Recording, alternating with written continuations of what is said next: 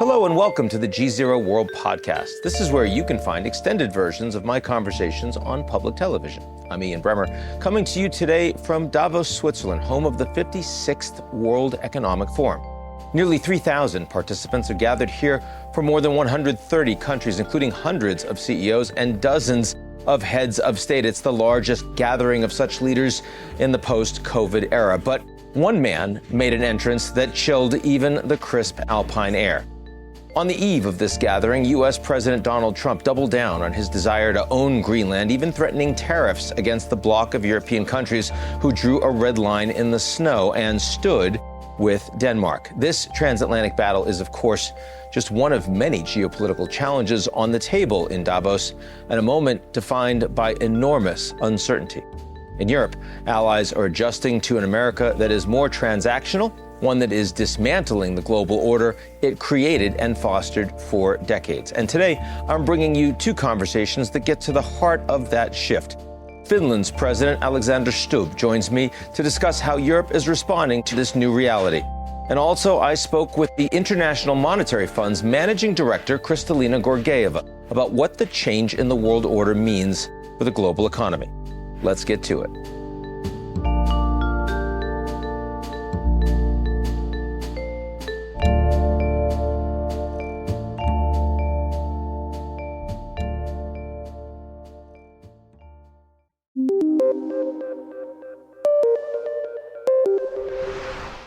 President Alexander Stubb, so nice to see you. Nice to see you. Not our first rodeo, huh? No. So last year, we did not talk about Greenland. No. This year, I fear we can't avoid it. I think you're right. But I want to start with a quote I heard from Treasury Secretary Scott Bessent. He says that U.S.-Europe relations have never been closer. Would you agree with that statement? Well, I'm an avid pro-European, avid pro-American, and avid transatlanticist. And if closeness means that we can talk frankly to each other, yes, then there are, of course, right now a few disagreements, which I think we can't shovel under the carpet. But all of us who cherish the relationship want to bring it as close as possible. One thing I can tell is that the bilateral relationship between Finland and the U.S. has never been closer. Well, that's good to know, but it doesn't describe the transatlantic relationship as a whole. And Greenland is an odd thing to be fighting about. In the sense that, right, everything that the U.S. wants in principle can be provided through the alliance. Am I right about that? Yeah, I mean, and I think in diplomacy, what you always have to look at is short-term and long-term. So in the short term, I think what we now need to do is to de-escalate the language. We need to find an off-ramp and then a process. And then in the long term, we need to think about what can we do together about Arctic security. I come from an Arctic country. We have probably the most competent Arctic army in the world, certainly the largest for Arctic conditions.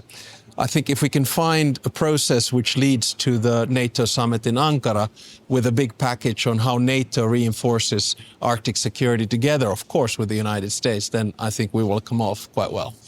Thus far, President Trump, at least, has not shown any inclination to de-escalate. Is your belief that that is a negotiating stance?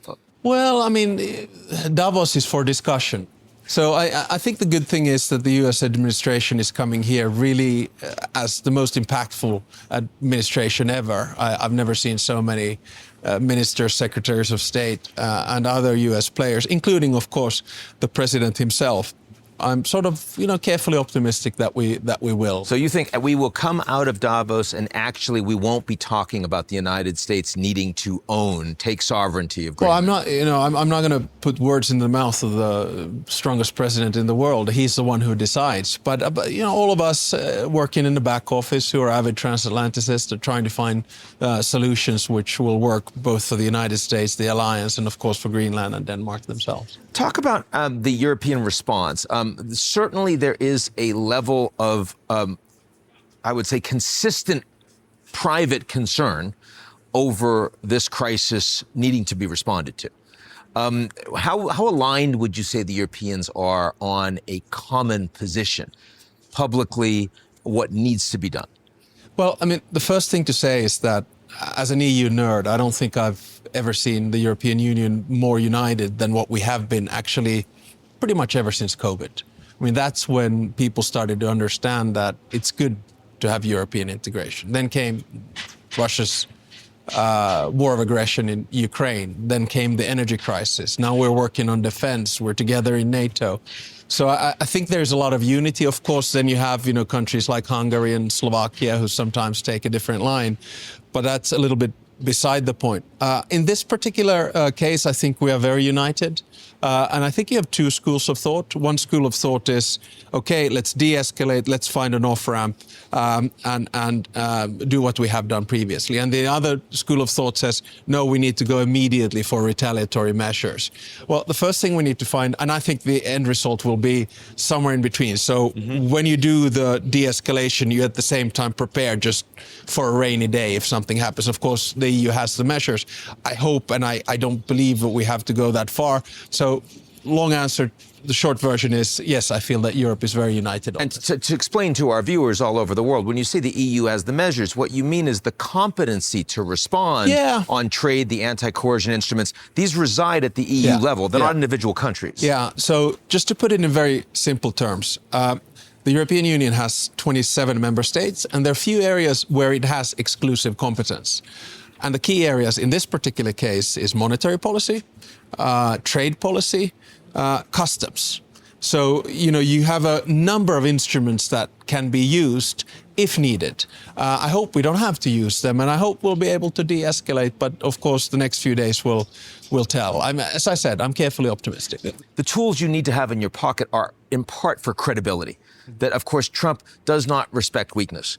And so, there needs to be a sense in the United States that if he actually goes beyond where the Europeans are comfortable, something is actually going to happen. That's certainly in that school of thought. Do you think that that is a component of what we actually need to see here? Not that you need to hit Trump back in the face today, but he has to understand that if the op-ramp isn't found, there are clearly... Well, again, I believe that in diplomacy you need to do a lot of the work behind closed doors or certainly out of the public. And I always feel quite uncomfortable with public diplomacy, although I do understand that is an element of what we do and who we are in this line of And Trump does work. it well. Yeah, Trump, look, since the beginning of the year, so today is the 1-year anniversary of the Trump presidency, and you take the 21st days of this year, and, I've been in foreign policy for 30 years. I've never seen so much activity, and I don't say this out of a lack of institutional memory, but it starts with Venezuela, then we have a big meeting in Paris on Ukraine, then we move on to Iran, we have issues with the peace plan in Gaza and working on that, we have the Greenland issue. So, there's so many things that are sort of flooded at the same time, and we're trying to deal with them together. And Trump has a different type of way of doing foreign policy, and a lot of it is actually quite effective, I have to say. So you represent one of the strongest allies in the NATO alliance on Ukraine policy. No surprise, given your long border with the Russians. It feels over the past months that the Ukrainians have given a lot in service of trying to keep NATO supporting them and also to get to a ceasefire. The Russians have not. How do you assess where we are in trying to bring this war to a close? Well, I think we're in a good place. And by a good place, I mean that there was sort of a process and a sequence that started with the national security advisors in Geneva right after the G20 meeting, then moved on to a leaders meeting in Berlin, and then finally in Paris on the 5th of December. And I feel that the US, Ukraine, and Europe and the coalition of the willing, we're now on the same page. We have a set of documents, depends on how you count, 6 or 5 plus 2. I know they're a different figure, but nevertheless, where, we have security guarantees, we have a 20-point plan, we have a prosperity package, we have sequencing plan, et cetera, et cetera. And I feel those are in a good place. And from what I hear in the negotiations in Miami over the weekend, we've made some progress. So I think we're in a good place there. But I don't know what the Russians are going to do. My big fear is that the Russians are going to say niet. And why are the Russians saying niet? And this is very important. I think we need to reverse the narrative that Putin is winning this war. He is not winning this war. He tried to take over Ukraine. He failed. He tried to stop NATO from expanding. He failed. He tried to keep NATO's defense expenditure down. It's to 5%. On the battlefield, he's failing. In and the sanctions have only gotten tougher. And they should continue. Yeah. So in the battlefield, he's failing. The progress is very slow. 1 percentage point of Ukrainian territory in the past 1,000 days. On the economic side, the inflation figures for the 2 first weeks, if you multiply them for the year to come, it's about 30%. Interest rate, 16%. No growth in the economy. If the war ends, the soldiers will go home and they'll probably get no bonuses. So we're in a place where there seems to be very little incentive for Putin to end this war, but actually for the wrong reasons that we think. It's not because he will win, it's because he knows that he will lose. So this is kind of a catch-22 situation that we have to deal with. But the fact that, I mean, I agree that the military gains that the Russians have made on the ground have been utterly marginal over the past months. But Putin certainly sees that from the United States, pressure on Zelensky has been, on balance, more significant than pressure on Putin. At the end of it, I mean, Putin has just been invited to the Board of Peace by President Trump, and Macron actually said no on the back of that. Zelensky's not being invited. Putin was invited to Anchorage, and he was given a red carpet treatment. Marco Rubio met him at the plane. Zelensky goes to Mar-a-Lago, and nobody meets him there. No red carpet. I mean, if you're Putin, for some reason, it seems to be that the United States wants to engage more with Putin's perspective than it does with Zelensky. Why wouldn't you continue? Am I wrong on that? Well, I mean, obviously, Putin has an ego, as most world leaders do. I mean, you know, whenever there is a little bit of a crevice in the transatlantic relationships, the Russians will, you know, use this moment. Whenever there is pressure on Zelensky, Russians will use the moment. But you know, when I look at the documents that are being negotiated and the kind of end deal that's coming out of there, you know, someone like Kushner is doing a lot of work on the practical side, of course, together with Witkoff to try to find a solution. And I think actually we're going to end up in a situation whereby the solution is going to be so good for Ukraine that Russia will reject it.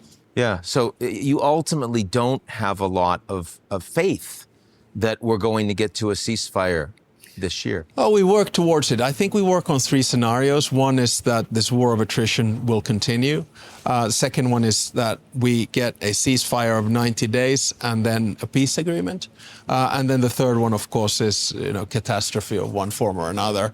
We're working towards this second phase. It's taking a lot of time, but remember that Trump has been president only for 1 year, and we've been working on this more or less for 1 year, and really in terms of textualizing and putting things down in documents only for 3 months. I want to also just bring up the NATO countries directly, because of course Russia's not just fighting Ukraine. Russia's sending weather balloons over Lithuania. They're sending drones into Poland and Romania. There's been all sorts of attacks on critical infrastructure. We've seen the ships that have taken out the fiber optic lines, right? And this is your country. This is your neighborhood. What does NATO need to do to respond? Are they adequately responding to that asymmetric warfare for Russia? I think so. I mean, you know, warfare nowadays, I guess, has 3 different components to it. One is kinetic, what we're basically seeing in Ukraine right now. One is cyber, which all of us are hit with every day, all the time. And then one is hybrid. And the Russians, of course, they try to intimidate through the hybrid.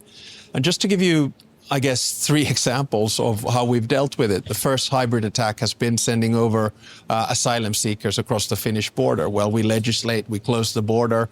They don't do it anymore. Second, they start cutting cables. We have a Baltic Sentry operation on NATO. They don't cut cables anymore, or if they do it because of incompetence. And then thirdly, there are drones flying and violations of airspace, and we put an Eastern Sentry. So, you know, we're doing what we can on this, and I'm quite. And I think one of the conversations that we in the West don't necessarily have and don't understand. I actually think that the Central Asians and the Southern Caucasus are much more worried about Russian imperialism than we should be. The Georgians, for example, where they have really changed the political system. They have. But then, interestingly enough, you see Azerbaijan and Armenia taking a completely different stand and integrating closer to Europe and especially the United States. And the C5, so the Central Asian countries, having a summit meeting with Trump with a lot of deliverables. So, you know, a lot of the tectonic plates are shifting. And on Russian foreign policy, look, Syria, how did that go for Russia? Not too well. Venezuela? Iran, how did that go for Russia? Not very well. Venezuela, how did that go for Russia? Not very well. So the US is able to project power, but Russia is not. If you really want to simplify things, what the US did in Venezuela in 24 hours and less was what President Putin wanted to do in Kiev 4 years ago. Completely. 1 million died and casualties later. Here we are. Yeah, here we are. So I guess that leads to perhaps the biggest concern that I have. And I suspect you have it too, which is when Russia is a country that is run by a dictator, aging, don't know his health. We know that this was a country that he believes was strategically great under Soviet empire, and that having lost it was a catastrophe.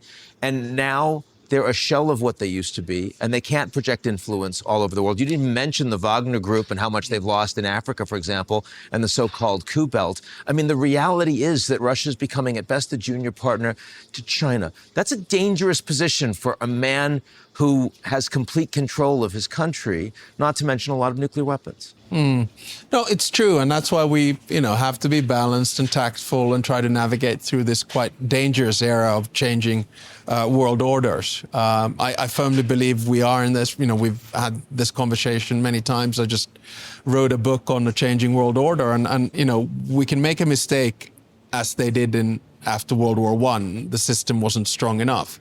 Or we can get it more or less right, as they did after World War II, or we can be lazy, as we were after the Cold War. And I think it'll take about 5 years for things to settle. And the big debate is, do you go for multipolarity, transactionalism, and deals, which we're seeing a lot of right now? Or do you go for multilateralism, cooperation, and international institutions? If you go for the latter, which I would prefer, of course, coming from a small state, then you need to rejig the balance of power in these institutions. You need to give agency to guys that are not in the Security Council, from Africa, from India, and elsewhere. Clearly, what you and I agree on is that there aren't enough political scientists running countries right now. No, I think there are. And remember, we are nerds of international relations. And I just finished reading a biography of Hugh Tant, called The Peacemaker. The former head of the United Nations. Former head of the United Nations in the 1960s. And, when you reread the Cuban Missile Crisis, when you reread Pakistan, India, when you reread the Six-Day War, you understand that these crises are constant. And the best way, in my mind, to contain them is through multilateral institutions, fora, and diplomacy. First Hugh Tant reference on public television. Alex Stubb. So good to see you, man.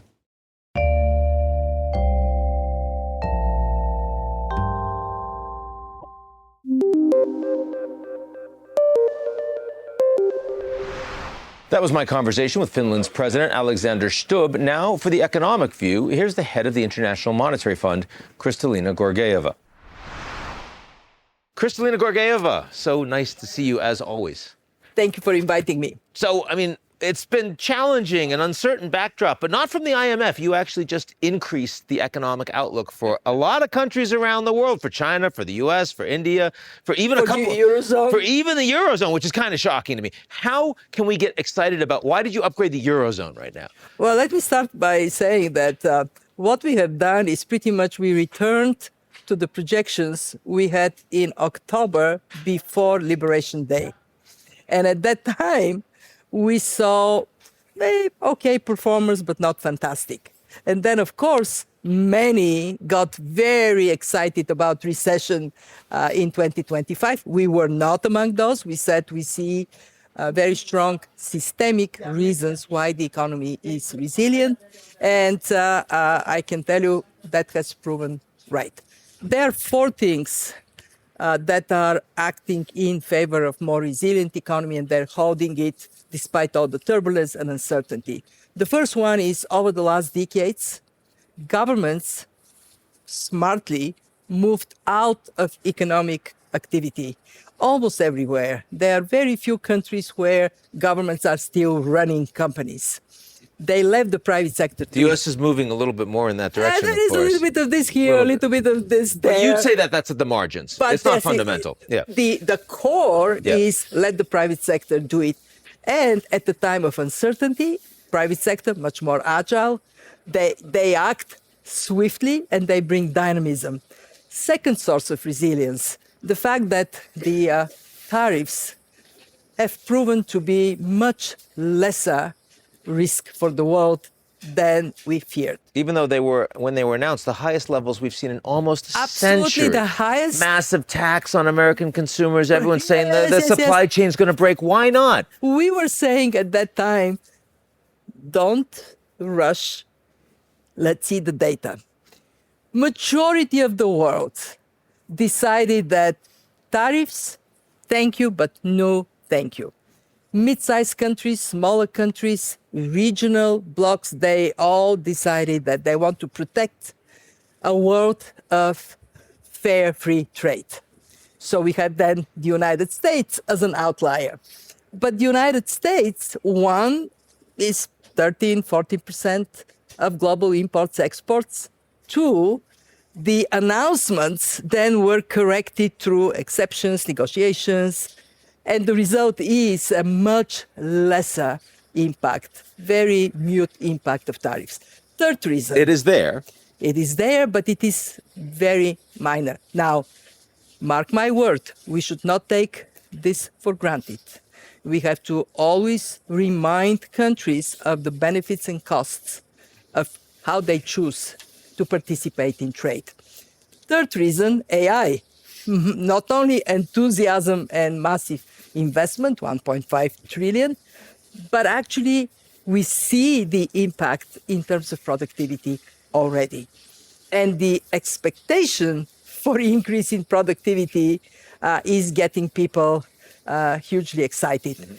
Of course, there is a worry. What if that increase in productivity doesn't come?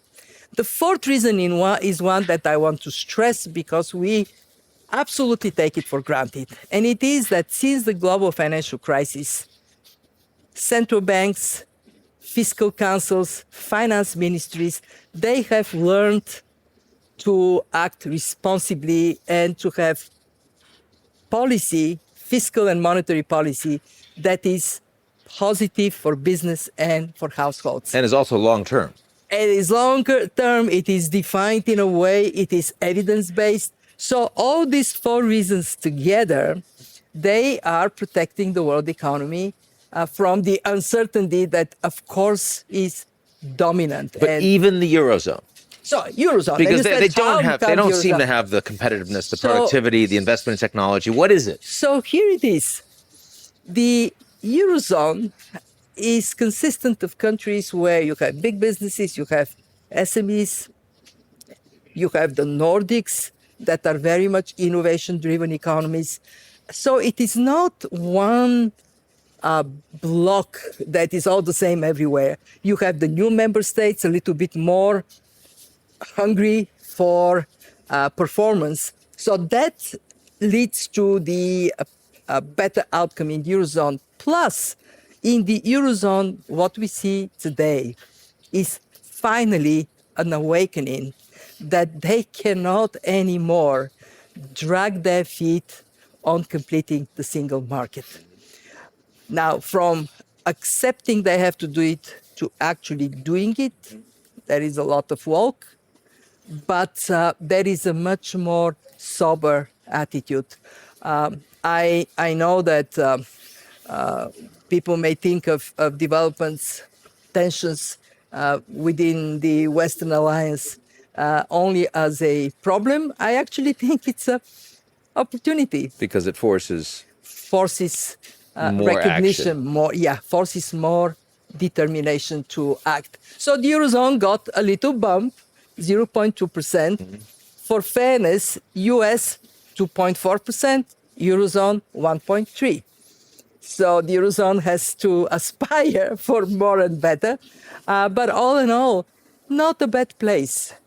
However, not a great place. I mean, how did the Europeans, I mean, here we're sitting in Europe, and they're so stressed about Ukraine and Greenland. They're so stressed about the transatlantic relationship.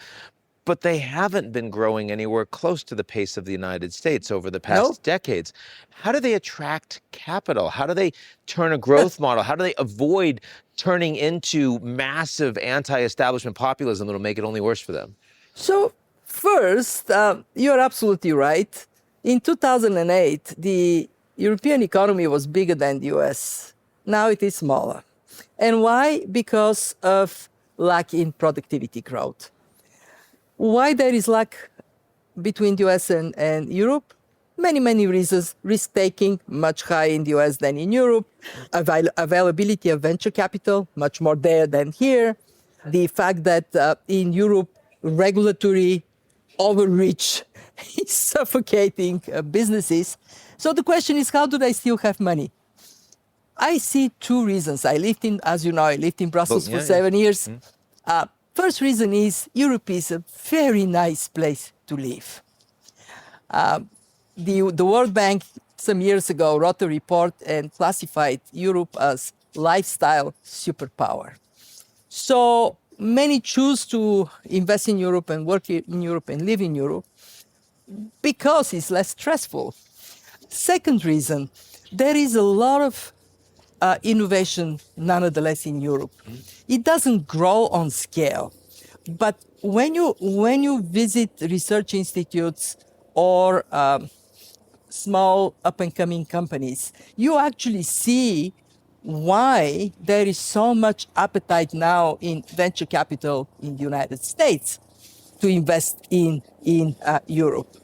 But they have to get their act together and recognize, as the Wizard of Oz movie would say, we are not in Kansas anymore. Yeah, and I mean, so at the end of the day, you've upgraded them, but the reality is there are big structural concerns about European competitiveness. Yeah, look, 300 billion hard-earned euros of European savers are invested in the United States.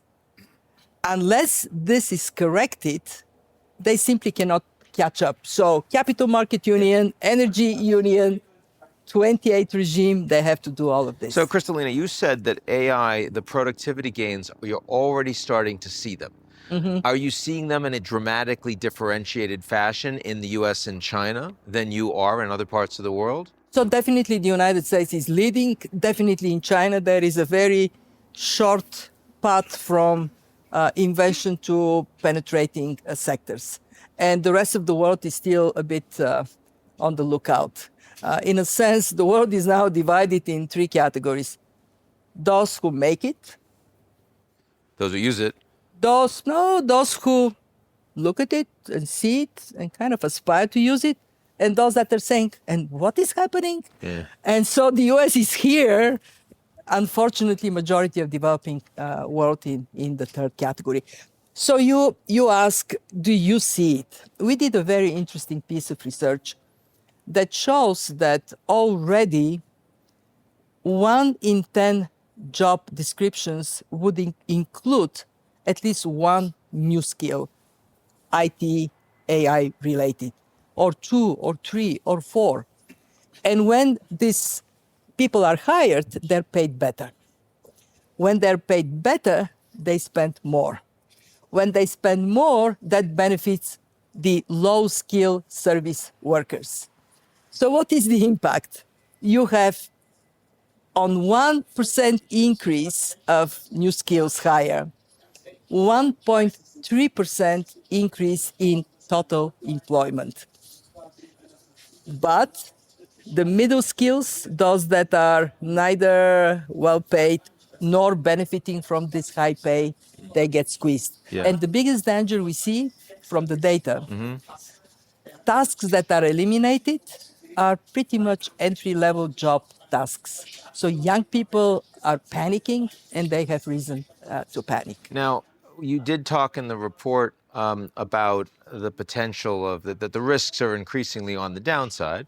And one of the risks that everyone is talking about are these AI companies that are driving so much value, are they overvalued? Because when I look at the U.S. consumers and I see everyone spending in the top 10% of the economy, and that's kind of it, I worry about if the stock market suddenly loses its zip, you got a serious problem.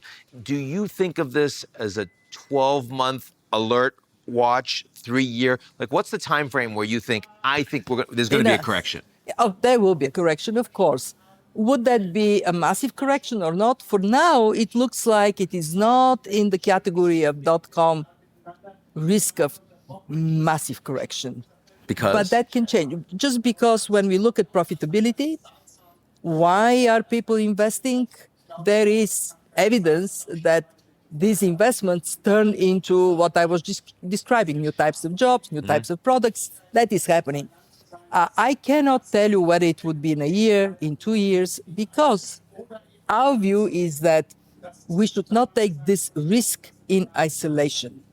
We have massive increase of non-banking financial institutions. More than half of money invested comes through non-regulated entities. We have stable coins likely to impact quite significantly risks. Opportunities as well, but risk. And then we have geopolitical factors that now so significantly dominate risk factors. So accidents can happen. And we at the fund, we say to everybody, be ready, there could be surprise, stay calm and adapt. So if I go back to the beginning, just to close out, one of the things you were structurally more comfortable with is private sector, more efficient, more agile, actually doing much more of the driving the economy, governments doing less. You understand what state-planned economies are like, haven't worked that well historically. You've also said really critical that we have central bank independence, that we have technocrats there. Now, the United States is, even though they're talking a lot about the state doing more in the economy, isn't doing that much more. They're talking a lot about taking away independence from the Fed. And I know this is something that worries you a lot. This has not gone away as an issue. There's been consistent political pressure from President Trump to say, I want lower interest rates, and I'm going to appoint somebody that's going to do what I want. How do you deal with that?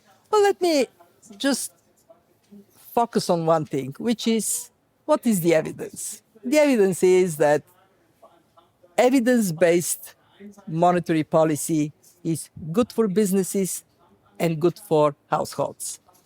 What does that translate into?